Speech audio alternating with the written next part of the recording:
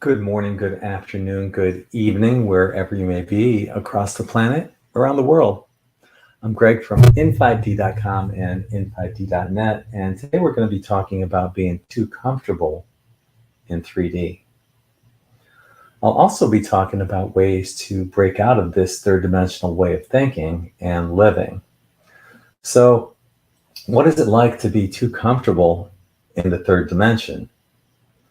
Perhaps you have a great job, spouse, children, and all the comforts of modern day living. You might have a nice house, a boat, and go on exquisite vacations. Right now, many of you are saying no, no, and hell no. But there are some people who are saying yes. And you may have said yes to some of these things. This is how the material world of the third dimension keeps us locked into this lower third dimensional vibration. Why strive for more when you're already content with what you already have? And how did you gain what you already have? For most people, through hard work and perhaps climbing up the company ladder. In most cases, how you got your wealth really doesn't matter as much as the time you invested in getting there. So why is that time important? Everyone is caught in the loop of time.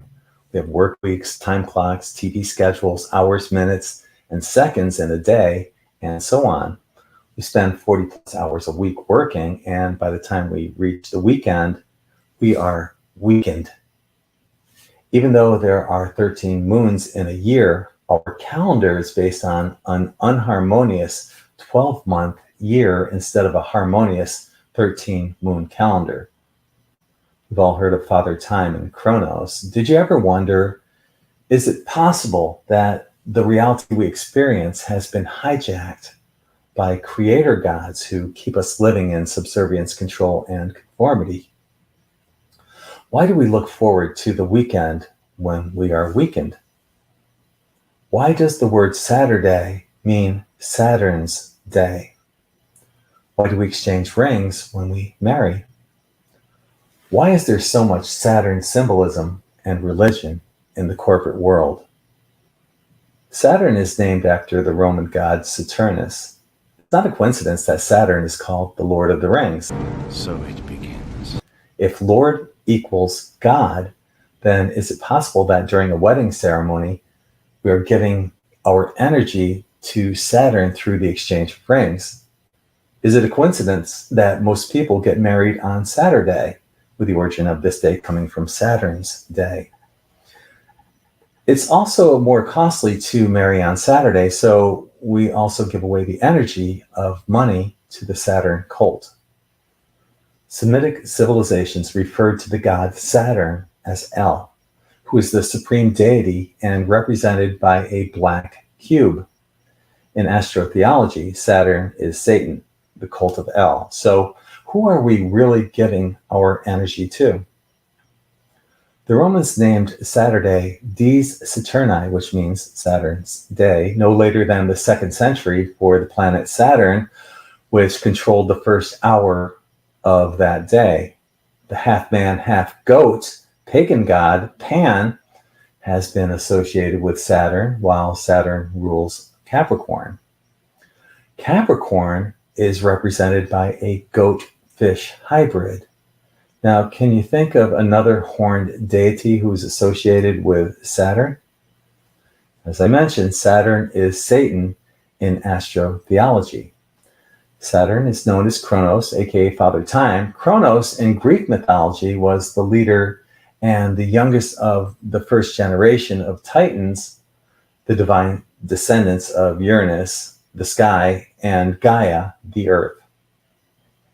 He overthrew his father and ruled during the mythological Golden Age until he was overthrown by his own son Zeus and imprisoned in Tartarus.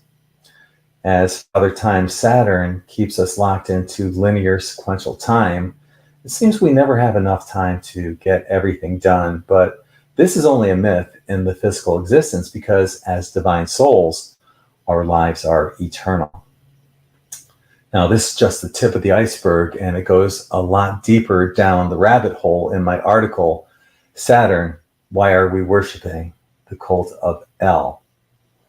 So yeah, I recommend that you check it out, and I'll leave a link to that article in the more info section of this video. Even the etymology of the word month comes from the word moon. A month is a month. And speaking of unharmonious, why do some months have 31 days while others have 30 or 28? If octo and deca represent the numbers 8 and 10, then why is October the 10th month and December the 12th month? Do you see how words create spells? What we're seeing is how time has been distorted, and this was intentional. Yet many people who appear comfortable in this third dimensional reality never question time and its origins. All of this keeps us locked into this third dimensional reality. After working 40 plus hours a week, we just want to relax when we get home. For many people, it becomes a routine Monday through Friday. Wake up before your body tells you it's time to wake up so you can get ready to go to work for 8 plus hours, only to come home and veg out in front of the TV and go to bed early because you have to get up and do it again tomorrow. Is this the way it was supposed to be? I'm going to take a quick break here. Oftentimes, people graciously compliment me on the shirts I wear in these videos, which are from my website, In5D Quantum Tie-Dye at in5d.net. This particular shirt that I'm wearing is a 7-chakra side spiral ice dye. And the ice dye brings out a unique flow of colors that you just can't replicate with traditional tie-dyeing. If you'd like to learn more about the quartz crystal sand that I use in these 7-chakra side spiral ice dye shirts, then I'll leave a link in the more info section of this video. So we were talking about being trapped in time. If a person works 40 hours a week for 50 weeks a year for 40 years, then that person would spend 80,000 hours working, most likely working a job for a boss who is an a-hole. If you were to take those 80,000 hours and divide it by 24, the number of hours in a day, you'll see that you worked 3,333 full 24-hour days, or 9 full 24-hour days of your life, doing something that you most likely hate to do. What if you spent that time following your passion instead of supporting corporate businesses? I once asked my mother if there was no such thing as money, what would you be doing with your life? Do you want to know her answer? That's preposterous. How can you live without money? And this is the mentality that many people have because this is the only reality that they've experienced. Some people can't perceive a world without money. And these are some of the people that become too comfortable in this third dimensional reality. Procrastination allows us to be too comfortable in this third dimensional reality as well. Let's say that you love watching baseball or your favorite talk show. How many times have we put off doing something so we can watch these programs? And remember, words are spells. And that's exactly what these programs are doing. It's even worse now with just about every TV show pushing agendas, while the commercials sell us materialistic crap that we don't need, or something that's designed to be made under the premise of controlled obsolescence, which forces us to buy the newer version of it every several years. So how can you break out of this third dimensional way of thinking and living? The late Jose Arguelles visited the tomb of Mayan Lord Pacal Voltan, and upon his return, Arguelles stated that the most important thing he learned from Lord Pacal's tomb is that humanity needs to live without time. He also recommended that we return to a 13-moon calendar that's harmonious with nature.